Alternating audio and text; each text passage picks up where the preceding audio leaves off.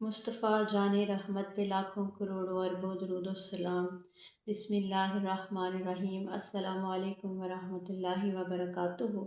मेरी प्यारी इस्लामी बहनों और भाइयों और तमाम सुनने वालों, अल्लाह ताला आप सबको खैर आफियत के साथ रखे, आमीन। आइए आज हम कुरान करीम की तालीम से एक और सबक हासिल करते हैं।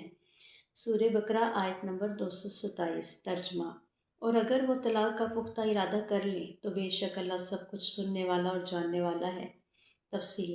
ये आयत पिछली आयत की तसलसल में है। अगर शोहर ने बीवी से अलग रहने की कसम खाई हो और 4 महीने गुजर जाएं और वह रुजू न करे तो फिर तलाक का फ़ैसला हो सकता है। अल्लाह ताला ये याद दिला रहे हैं कि तलाक एक संजीदा फ़ैसला है। अल्लाह हर बात को सुनता और जानता है, इसलिए फ़ैसला इंसाफ, संजीदगी और ज़िम्मेदारी के साथ होना चाहिए। इस्लाम में तलाक को पसंदीदा अमल नहीं समझा जाता, मगर ज़रूरत के वक्त इसे एक हल के तौर पर रखा गया है। हमारे लिए सबक है कि अज़वाजी मसाइल में सब्र और हिकमत ज़रूरी है। जल्दबाजी और गुस्से से फ़ैसले नहीं करने चाहिए।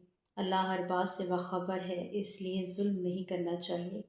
हदीस मुबारक रसूलुल्लाह सल्लल्लाहु अलैहि वसल्लम ने फरमाया, हलाल चीज़ों में अल्लाह के नज़दीक सबसे नापसंदीदा चीज़ तलाक है। सुनन अबू दाऊद। यानी इस्लाम तलाक को आखिरी हल के तौर पर रखता है। पहले सुलह और इस्लाह की कोशिश की जाती है।